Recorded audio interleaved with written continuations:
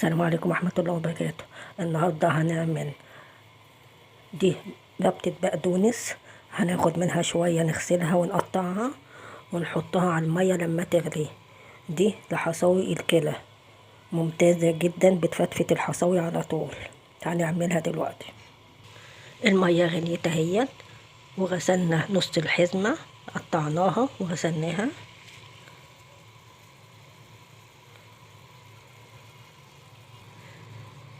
حطيناها في المية المغلية اهي.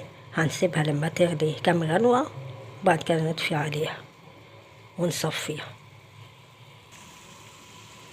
اهي. يا مدوبك هنسيبها تغلي يا مدوبك 5 دقايق بالظبط، هتبقى اللون بتاعها كده. هنطفي عليها ونصفيها كده. نصفيها اهي، هتبقى بالمنظر ده كده اهي. حطي بقى عليها معلقة عسل وتشربيها.